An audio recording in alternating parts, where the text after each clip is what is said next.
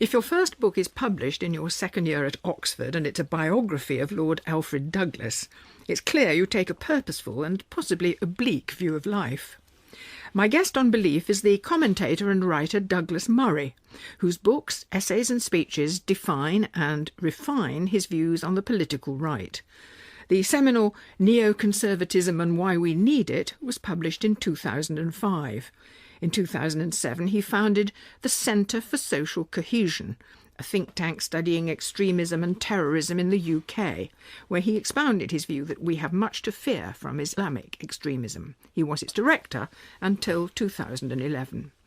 He voted for Cameron in the 2010 election, but soon after became, in his own words, an apostate from the Conservative Party.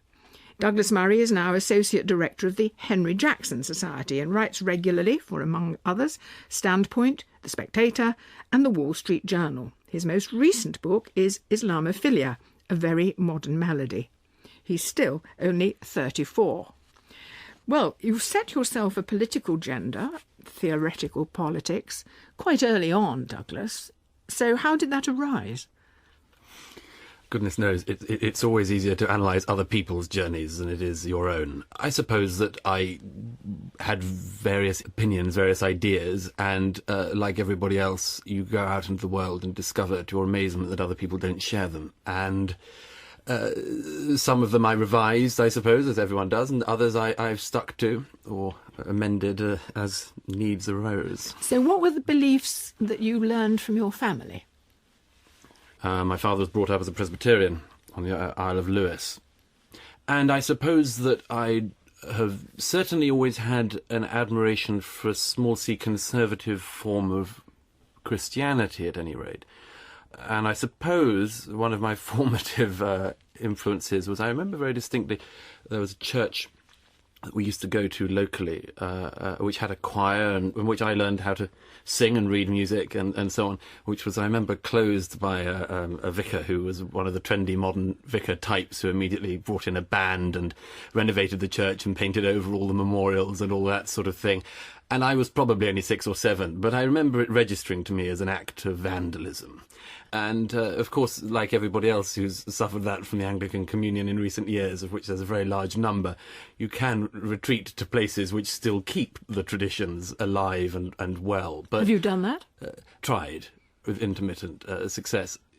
I still admire, revere, love a form of Anglican Christianity that I think of as epitomised by the prayer book, the King James Bible, by the great cathedrals, and it's something which I suppose, like everybody else who's been fortunate enough to be brought up in it, remain haunted by.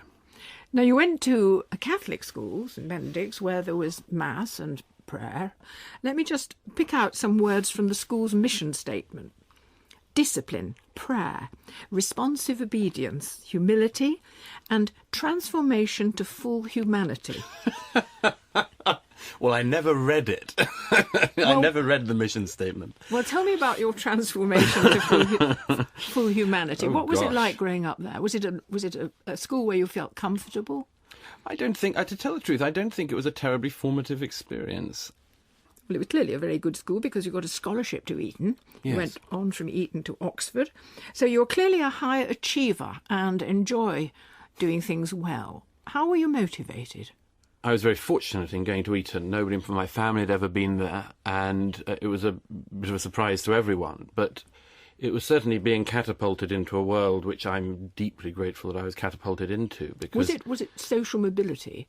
Well, no. I the way I noticed it, I suppose it's affected a lot of my views on education since. I mean, before going to St Benedict's, I'd been to a pretty rough inner-city state school in London. I saw what failure of a school was like, and I would argue failure of a society. And having, by the time I got to Eton, seen pretty much the gamut, I think, the run of education, people sometimes say to me, what are the differences you notice? And if there was one I could put my finger on, it is that Eton was extraordinary in encouraging its pupils to be good at whatever it was they did. And I suppose I just wish, looking back on it, that more schools are more ambitious to persuade their pupils that there aren't things holding you back. How did that freedom of choice operate in that you have obviously exercised particular decisions quite early in your life. One, to be a writer. You were writing a book before you went to Oxford. You were obviously interested in political agenda. How did that arise within your mind? Politics has not really ever been particularly the thing that drives me. I feel like I'm driven and interested by culture. And I suppose that at a certain point I realised that these two things, culture and politics, were deeply interwoven. But I don't particularly care. I've never been interested in, poring over Hansard and working out which by-election is of particular note. That's not what drives me or ever has. I care about the culture which I love and part of the culture which I come from, and believe that that is interwoven with politics, albeit not always for the better. And what cultural directions did you inherit from your family? What kind of home was it? Music? Creative? Music, yes, a bit of that, but I suppose mainly if I look at it, probably just a willingness to discuss and exchange ideas. Neither of my parents are involved in anything like I'm involved in. My mother's a teacher, my father a civil servant. But they encouraged my brother and I to discuss and to debate things. The family meal times were a real meal around a table, in which usually my brother and I would enrage each other, and sometimes he'd be a Republican and I'd be a monarchist, or the other way around, or whatever. But you got an opportunity to discuss things. And I think that is very valuable and something I would urge everyone to do, to have the opportunity to really understand that debate and discussion is about principles, but it is also just a good discipline. When did you become concerned about the way things are? Because in a way, all your writing and all your attitude, albeit not party political, is concerned with dissatisfactions at the way things are. Yes, I suppose I'm a dissatisfied person in that regard. I left Oxford in the summer of 2001, just as the world was becoming interesting again. And quite swiftly, I think my generation moved in particular directions. There were people I was very close to who I realised took completely opposite views to me about what was already happening in the world and obviously what happened after 9/11. And I suppose there was a lot of falling out. It was a good period for falling out with people, but that always means that you refine your own views as well. I suppose I became concerned most when I saw what I would regard as being the giving in to a certain form of chaos, really. I think it was Jean Kirkpatrick who said during the Vietnam protests, that there were many reasons to be critical of American policy, and nobody thought that America was perfect, but America, in order to be better, had to survive. And one of the underlying strains that concerned me very much in the post-9/11 period was the people who weren't simply criticising the society from which I came, but seemed to be forming an alliance with people who actively wanted to destroy it. Can you enumerate? The way in which, for instance, there was a willingness for people to say that America had brought it upon herself, that London had brought it upon itself, that this was somehow our fault, that terrorism was caused by us.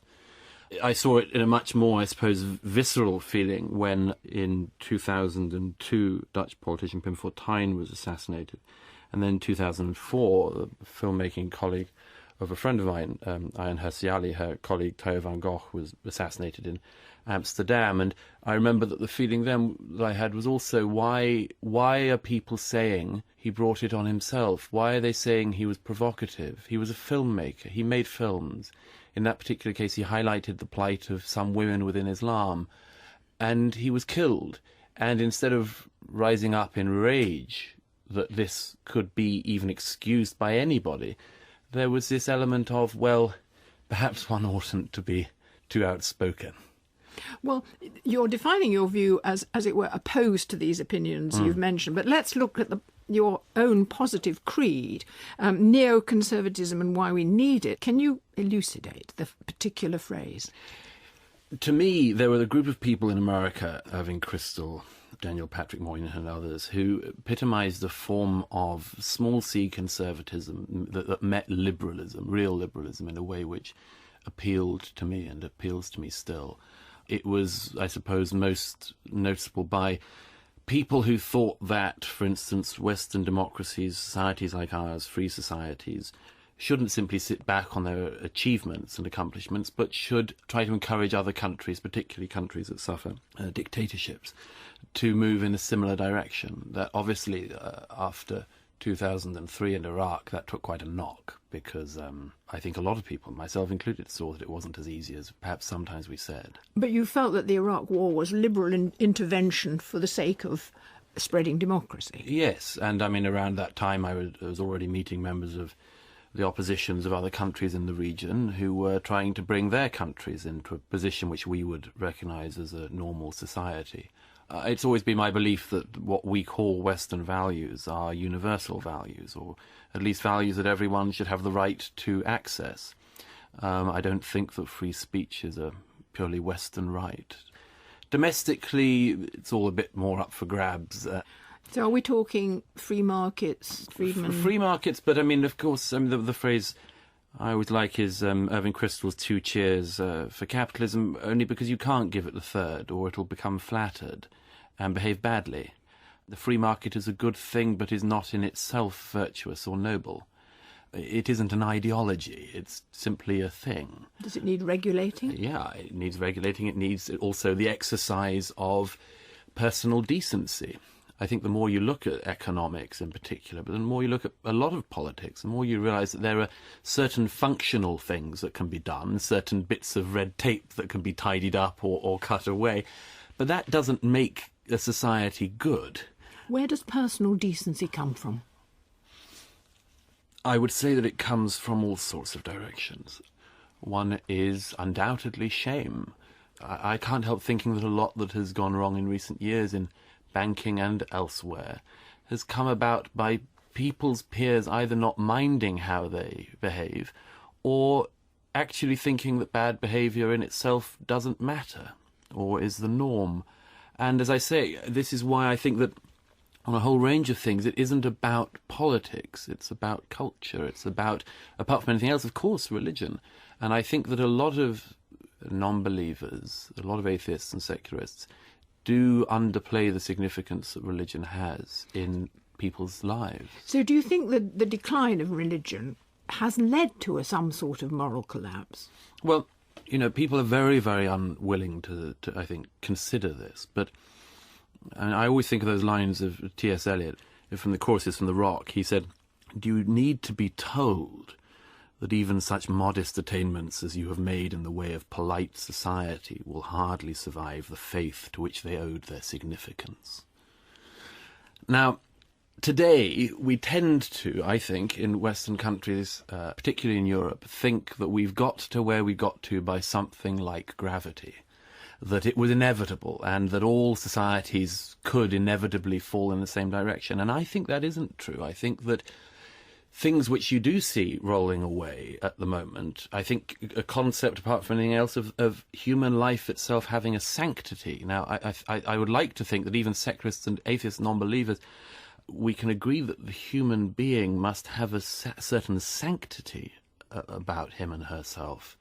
But it's quite hard, actually, to sustain some of that if you entirely drop religion. And I think there are all sorts of things we see around us that we thought would survive even when we cut this branch off from the tree that gave it birth. You speak of secularists and atheists, and yet you yourself are not particularly devout. No. So are you one of them? I find myself in a curious position on this one, which I thought we would come to. It makes me nervous.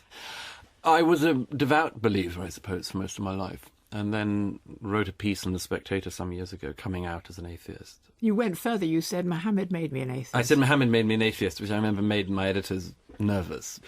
If you spend quite a lot of time looking at another belief system and see how it works, how it came about, how it was invented, and so on, it's likely that you will end up applying that to your own beliefs as well and think, well, maybe this was constructed too.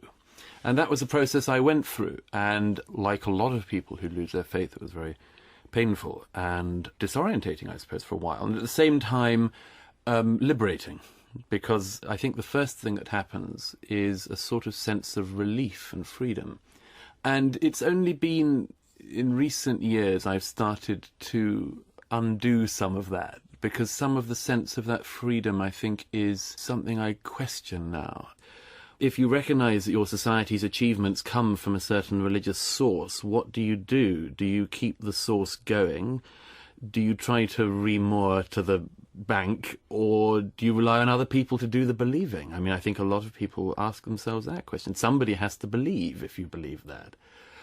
And so Is that what you're doing? No.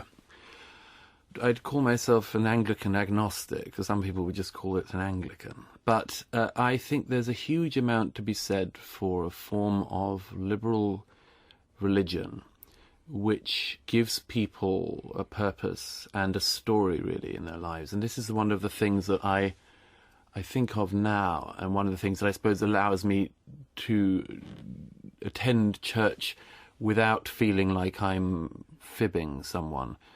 I believe in the story of Christianity, and I think it's the story which we come from. And that You believe in the virgin birth? No. Resurrection from the dead? No. Life everlasting? No, I think that they're all possible. I'm willing to be convinced, but can't believe it.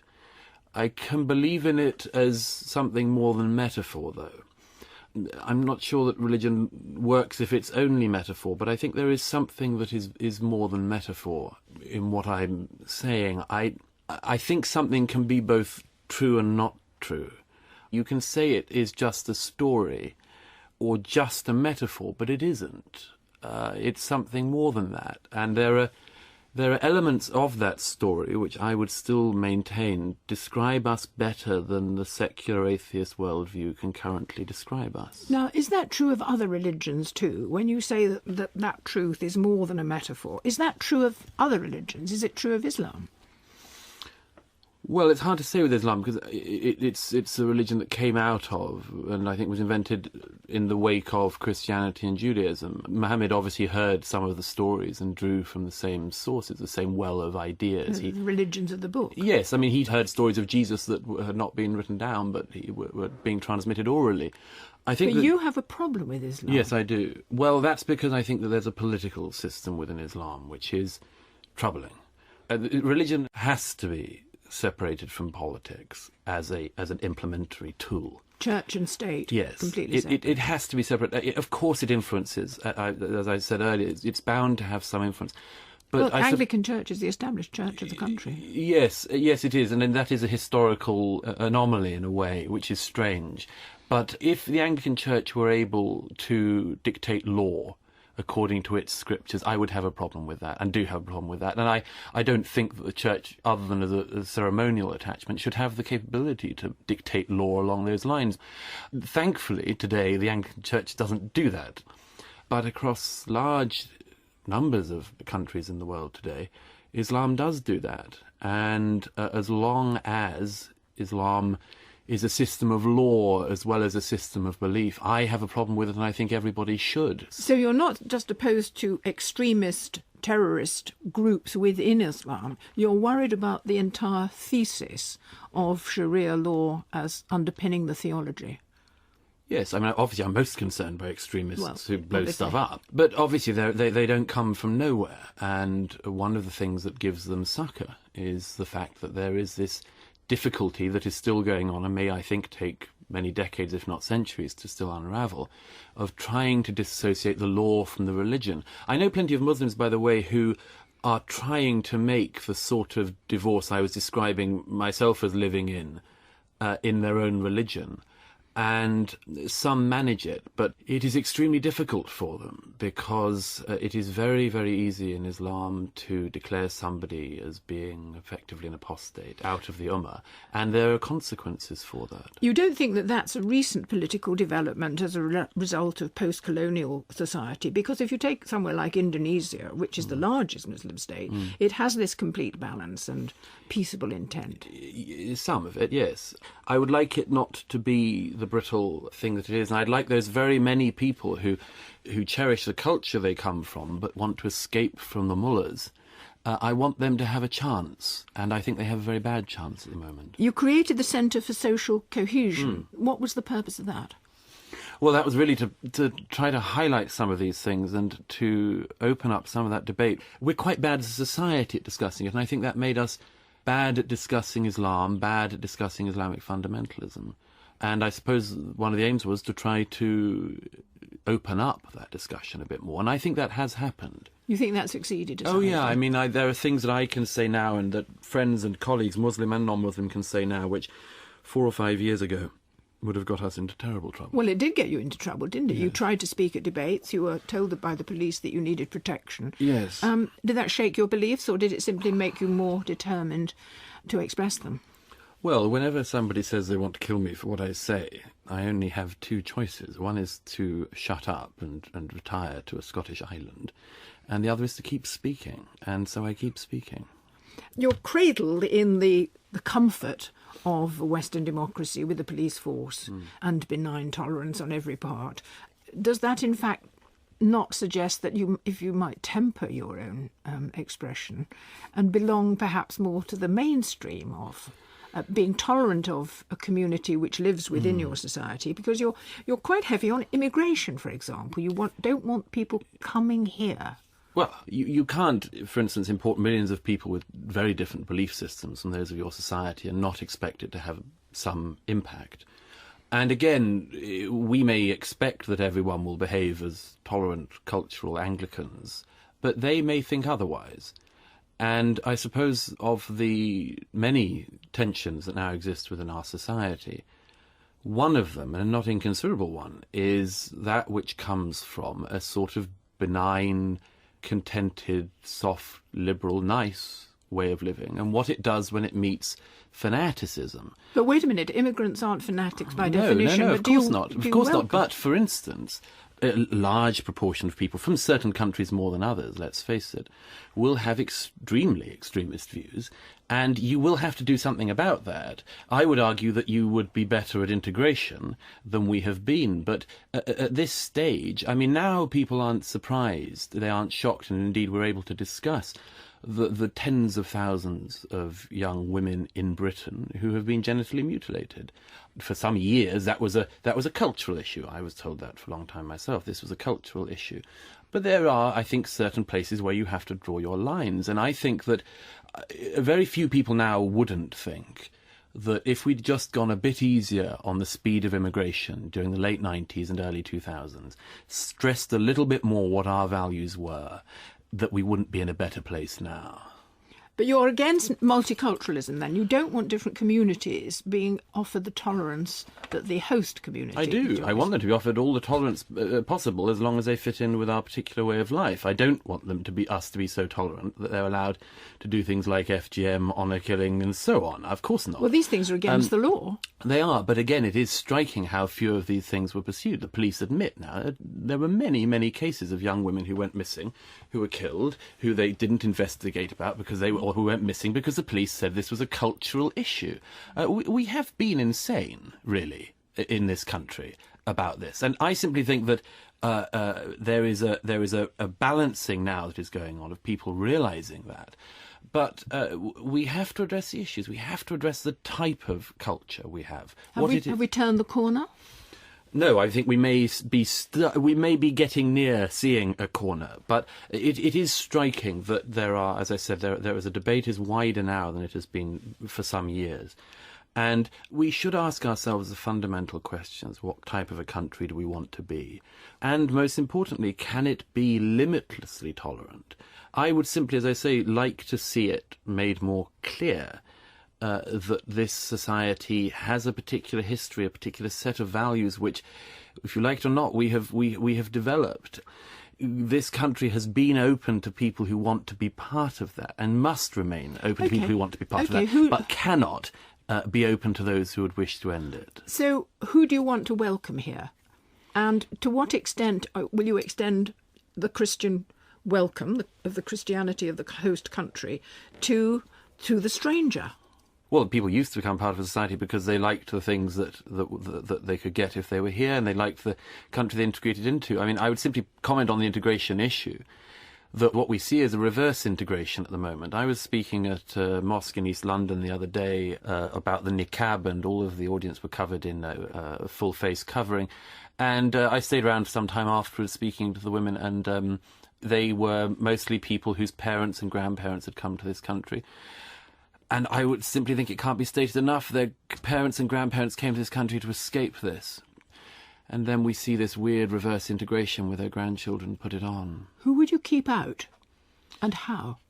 Well, I mean, it's not easy, is it? We know this. It's not easy. I think that you can't have immigration at the speed we've had it in recent years and retain a cohesive society. You simply can't. No, but that's a criticism. But what I'm saying is, who would you keep out? Well, asylum seems to me to be one of the most important things that a decent, civilised society can give. I think it's at risk when you have huge amounts of economic migration at the same time, because the public, apart from anything else, mix these two things up. I think that we should remain somewhere where people can come when they're fleeing totalitarianism. I think we should also encourage them, by the way, after those regimes fall, to take part in the rebuilding of their own countries. That's something we haven't encouraged at all, and it's very strange because it means, apart from anything else, there's a sort of brain drain from certain countries. But they often want to go home if the country has changed. Absolutely, absolutely, and I think there's nothing wrong with encouraging that. But not insisting. I'd be careful on insisting. Tell me about the Henry Jackson Society. Who was he? He was a Democrat, and he was part of a tradition in America, which I think sadly is going there, and which may be going here, of people who realise that there are some issues that are way beyond party politics. So you're suspicious of the political classes, quasi-political classes? Yes, deeply.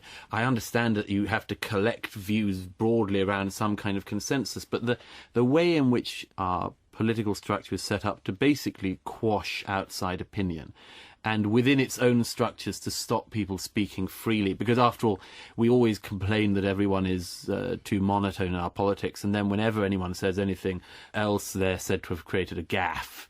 I want more gaffes. Matthew Paris has written of you, Douglas Murray writes so well that when he's wrong, it's dangerous. How often do you confess to being wrong, Douglas? Well, I like to think I can, and I do. I have admitted I've been wrong on a number of occasions. Such as? There are, for instance, actually, when I reversed my feelings on religion, I admitted some things I'd been wrong about, and I think I've reversed some of that, although it doesn't mean I've gone back to the place I started necessarily. But I like to think as well, if I get a fact wrong or say something wrong, that I can say so. I've remarked on your youth, Douglas. I hope you'll excuse that. But it does mean that you've got a life ahead of you. So what do you think you will live to see? What prospects do you see in the decades ahead for yourself and for society? I hope that some of the things I say and have said in recent years continue to become a bit more mainstream. I'm sure that other issues will open up. I suppose what I do care about is conserving the things that are valuable and good in our culture. And I think one of the things when I look forward is that there will probably be a further pulling apart of sections of our society. I can't help thinking, I notice it the more I look around now, that the period of thinking that there was going to be a great melting pot has not really happened. It didn't happen in America, actually, although integration occurs. What I do think is that there will be some kind of restatement of ourselves and our values and our heritage, which will allow people once more, instead of thinking of it as somehow crass or naff or indeed stupid or bigoted, to talk about your cherishing of the culture which you come from, may realise that this is actually a decent position and a perfectly viable position. I do worry about it, everybody does, that restating of your values and your culture may go in the wrong direction. I see that happening in certain European countries at the moment. I've seen it several times, actually. I simply think that there is an opportunity to do that restating in an open, liberal-minded, tolerant way, which is, as I say, tolerant of difference, but not infinitely so, and something which is grateful rather than proud. Douglas Murray, thank you.